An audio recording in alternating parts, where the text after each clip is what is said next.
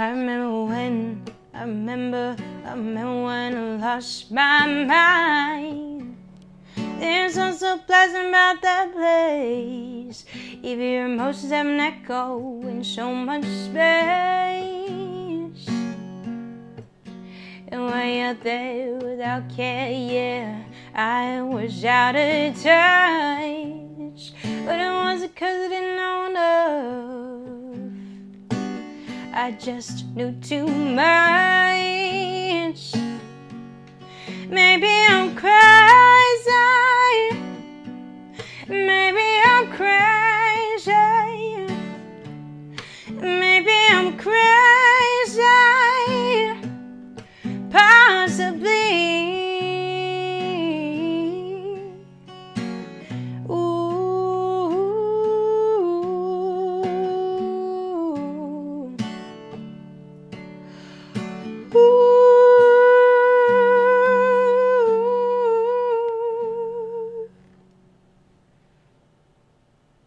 We're all a little bit crazy.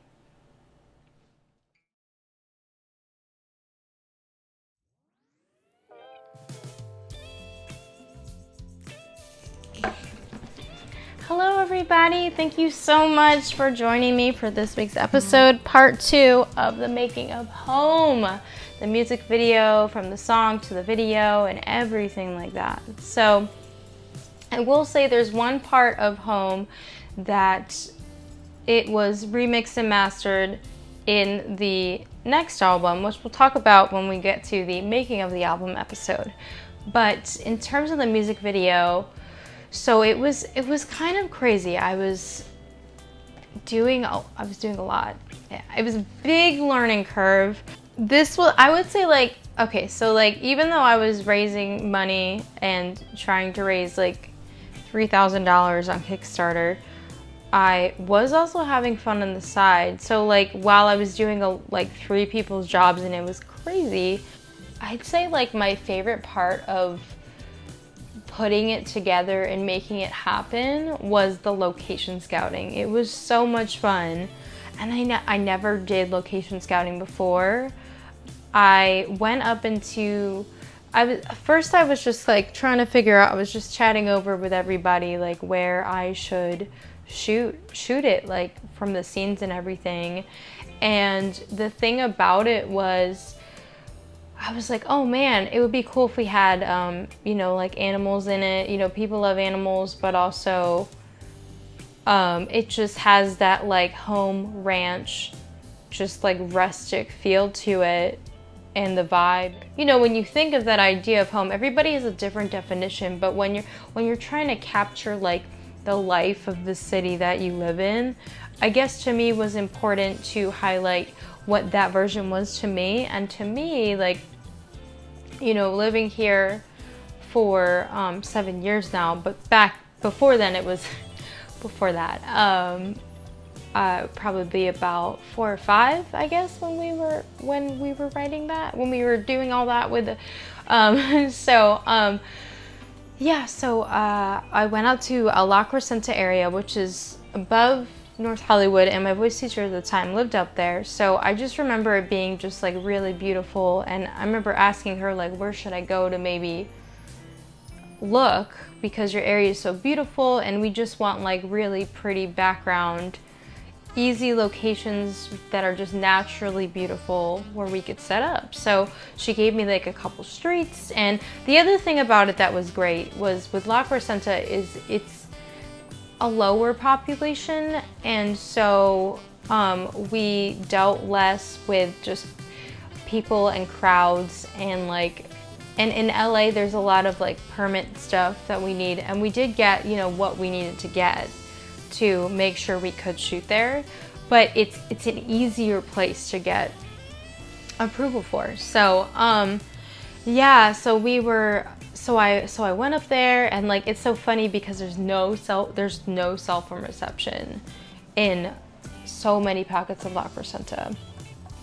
And so I went up there, and I just remember looking around, and there were horses and like just in people's backyards, and I thought, oh my goodness, it would be so beautiful if we could shoot behind one of these like, you know, like just in front of these houses where these horses are, and it was just so beautiful. But it was like, it was a little bit difficult because while people had like goats and horses just in their backyard, because it's a little bit more of a farmier area up there, I would say, and there's a lot of horse ranges and there's a lot of horseback riding competitions and people train up there. It wasn't, I couldn't quite find a spot to just, that wasn't like the it spot, you know, but I found a lot of really great places. So that was really fun because I got to just like go out of where I live in a little bit more of a city, almost city-like area of LA. This area was just like a breath of fresh air, but I also want people to feel that way about their home as to what I feel my ideal home would be like, and I really wanted to capture that with the storytelling. We shot all the interior stuff at my boyfriend's mom's house. Her house is like basically famous because there's just so many projects that we've like shot there. So that was and it's really, the walls are neutral. It's not too busy. It's a really easy place to like shoot. And of course, like she doesn't rent out the place or anything like that, but because I'm basically considered family, like she was nice enough to let me shoot there. And so that was really fun. The next part I would like to talk about is the fact that, okay, so I'm SAG eligible, and which means like if I got another SAG project, I would become SAG must join, which means I have to join the union based on, it's like basically like, think of it this way, it's kind of like a video game. When you have a certain number of points, you have to move on to the next level. SAG is kind of like that.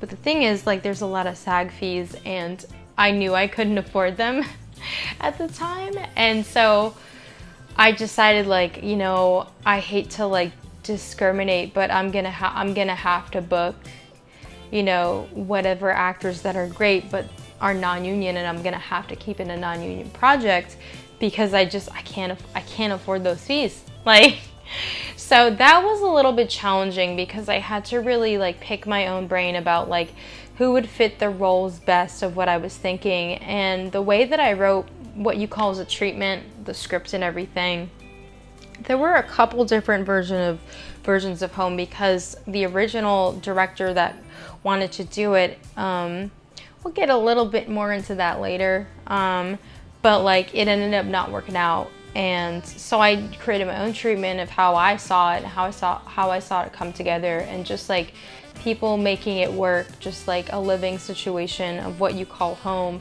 Because so many people, so many of us don't live in a picture perfect environment. You know, some of us live with our cousin and our grandfather. Some people live with their partner. Some people live with their partner and their next door neighbor. Like, you know, everyone has a different housing situation that the media doesn't always show us. And so I wanted to be really realistic about like what it's like one in LA, because it's very common to, you know, live with a roommate, but then also just like in a spot where you're finding that for the first time as a youthful younger person. Not saying older people can't do that, but like it tends to happen more for people who are younger because we have less life experience. I really wanted to incorporate that. So I decided that like roommates were having a fight over something silly, roommate-ish, which happened to turn into a shoe.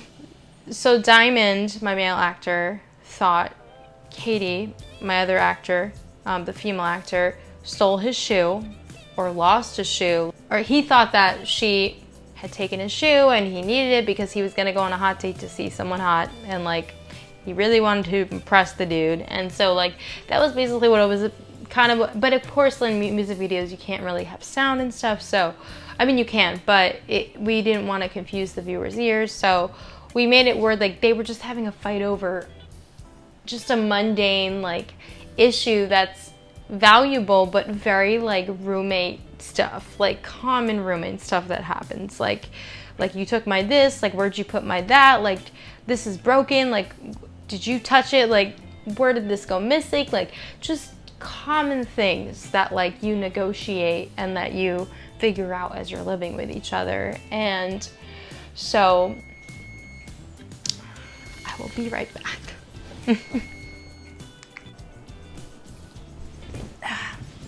So sorry about that, guys. I'm actually cooking dinner right now. So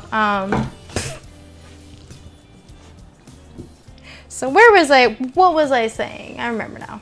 Dane, the one who plays the main guy who's rocking on the guitar, the one you see in the beginning, he is actually a friend and neighbor that lives down the street from my boyfriend's mother's house. So I just remember we were scrambling and just trying to think of people, like me and the DP and me and my boyfriend were trying to just think of people and management that I had at the time, like who can we use? And I remember this one guy we almost used as a friend of my manager at the time, and he couldn't do it. He couldn't get out of his work shift. And last minute, Dane, who lives down the street, my boyfriend remembered, like, oh yeah, he does, I think he does acting and modeling. So we asked him, like, are you non-union? Are you sure you're like okay for this? And he's like, yeah, totally. And it worked out so great, like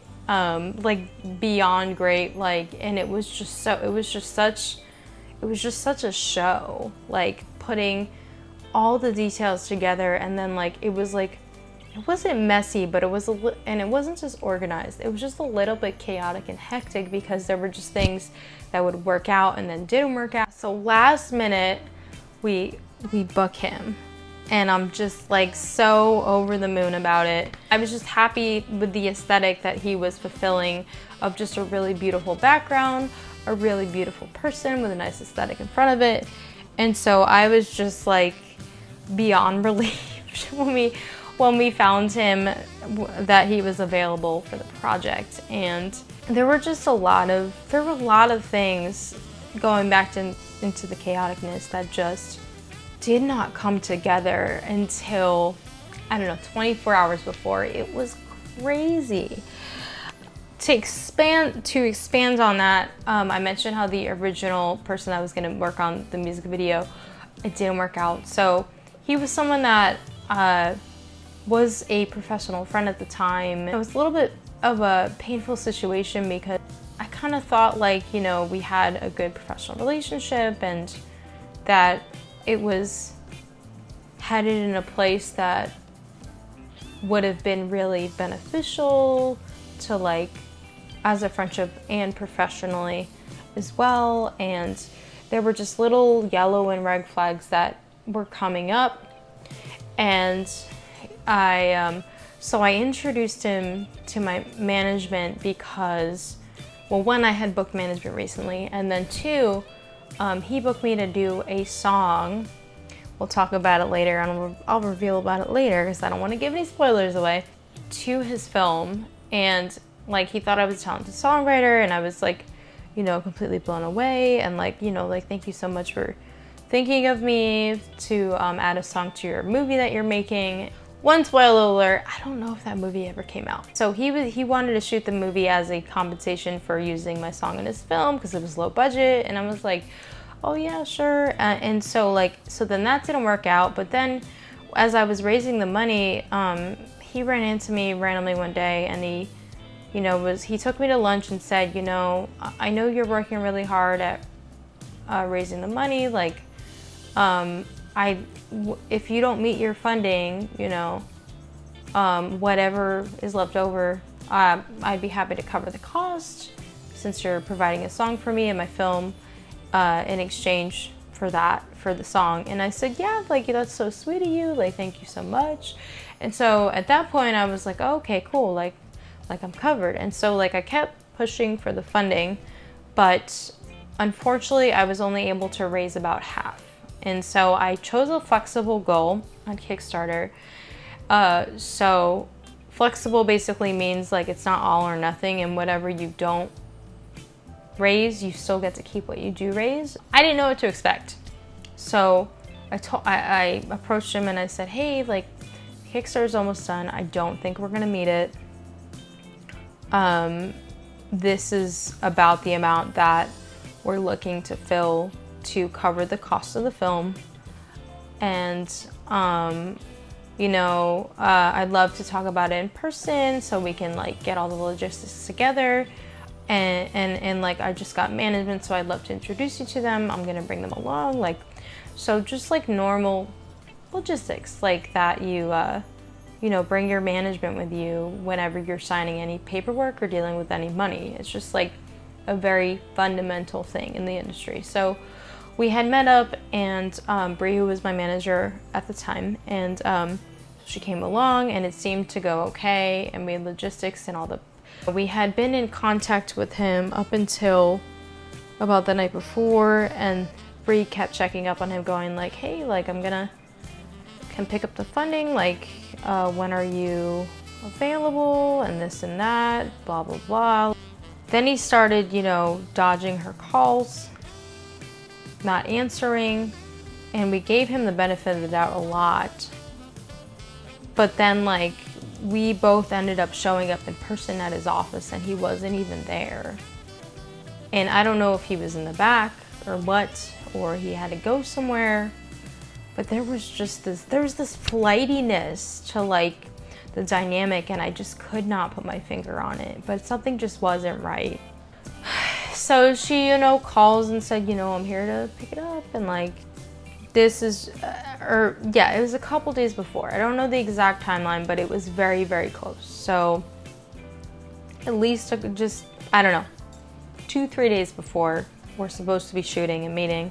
And then I remember him even saying like, oh, you know, I'd be happy to provide you with crew, and like, you know, we're supposed to be filming our film, but, and I just had a feeling like when he was saying those things, there were some empty promises in there, because there's no way in the set world, you know, when you see a movie and put together, that 5 minutes of that scene probably took at least half the day. And it's not because of the actors. It's so many working parts coming together, and that takes like a lot of things that need to go exactly right.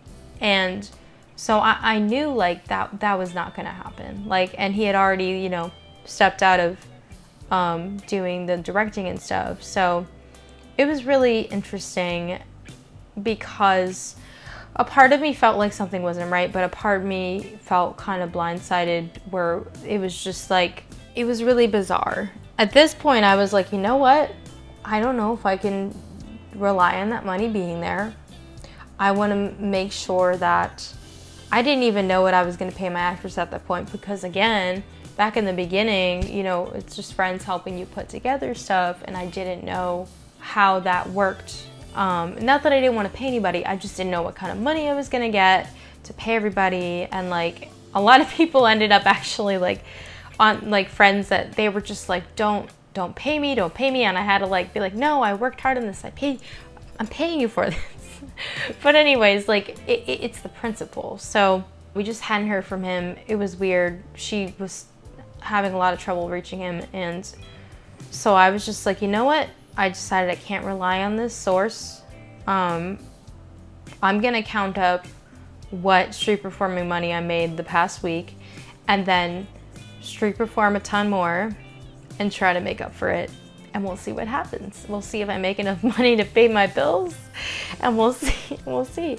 So, yeah, so I just remember counting up my money and going, okay, I have this amount of money. I think if I make just this amount more, it'll be fine. I remembered I like looked at my calendar and looked at the weather, made sure it wasn't going to rain, wasn't windy, no fires, California fires, it's a whole nother animal. And I go out and I perform. I go and I'm performing at Universal, and then I'm also performing in Burbank, and I'm just performing wherever I can that I know that I can street perform. That's not gonna be like too draining of time, that'll make up for that. And I don't know how I did it, but I made up for it. I made enough money to pay everybody on set, and it was nuts. I did not know that I was going to do that. Like it wasn't just about like I guess like to me, I just wanted to be of service and like really take care of my people. But like it told me, but like the gift that it also brought me was it taught me that like, you know, like I can persevere even when I'm thrown a curveball, which happens a lot in the music industry. If you haven't noticed already, and just in life, you know. There was more to that, but I really don't want any bad vibes on my vlog or anything like that. So despite all that craziness, we got up the next day, and even though we shot everything in one day, and that could have been a 2-day shoot, but somehow we pulled it off. If anybody who made the music video, if you're watching, from my cast and my crew, I'm just so thankful to you. Like even to this day, a couple of years later, I'm just so thankful for like the work that you put in and just dealing with how crazy that day was and everything, and the planning, and like from like sticking to that tight schedule I made to you know, just like dealing with any standards or requirements I had, meeting my expectations, dealing with the fact that this was the first music video I ever made. Like thank you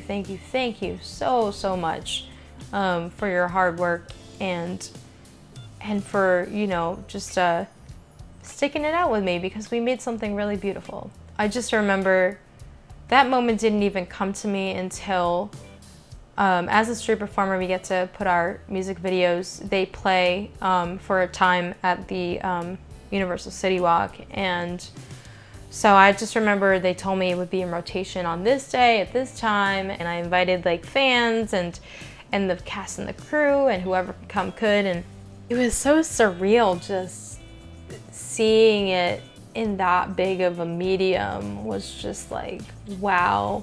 We got the opportunity to not only make this, but like connect this with so many people and tourists from all over the world walking through City Walk, and that's really special.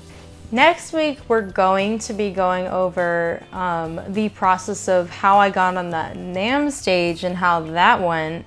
Thank you guys so much for watching and for rewatching and for sharing with your friends and any potential music lovers that might like this.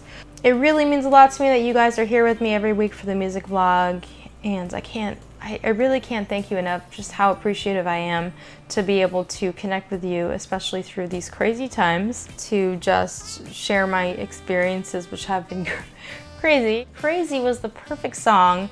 So thank you so much for voting for that song, because it was the perfect sentiment. Until then, please stick to the end of the video where you guys can see the covers for next week, and please select your top choice out of the 3 listed in the comments below, and I will be checking, and I cannot wait to see what you guys choose. Thank you guys so much, and have a great day.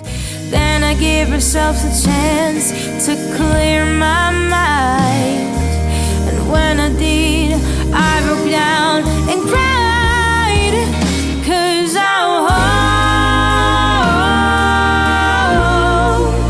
I'm coming home. I'm coming home. This is what I wanted, but I never thought it'd be this good. Thanks for watching. Please consider supporting Sarah Lightman on Patreon.